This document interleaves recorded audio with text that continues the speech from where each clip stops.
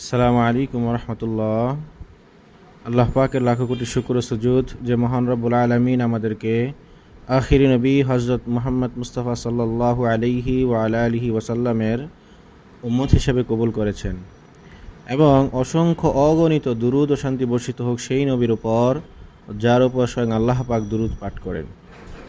সম্মানিত দ্বীনী ভাইগণ, আমি আপনাদেরকে জাদু ধ্বংসের একটি মুজাররব আমল দিব, যেটা ইমাম গাজ্জালী রহমতুল্লাহি আলাই তার কিতাব আওফাকির মধ্যে বর্ণনা করেছেন। তা আসলে আমরা আমলটা সম্পর্কে জানি। এটা একটা বিশেষ দোয়া, ইসমে আজম সংবলিত একটা বিশেষ দোয়া।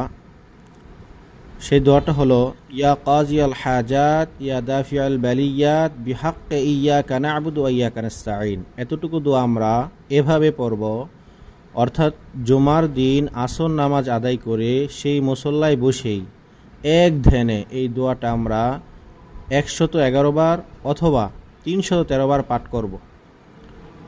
পড়া শেষ হয়ে গেলে আমরা দুহাত উঁচু করে কায়মনোবাক্যে আল্লাহ তাআলার দরবারে দোয়া করব।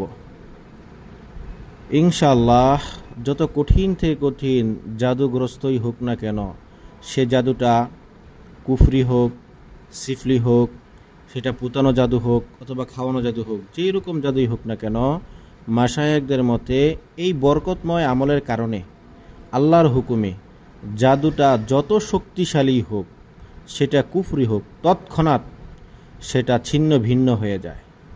এই আমলটা যেরূপ একাকী করতে পারবেন, ঠিক কয়েকজন মিলে জামাতবদ্ধ হয়েও এটা আদায় করা যায়।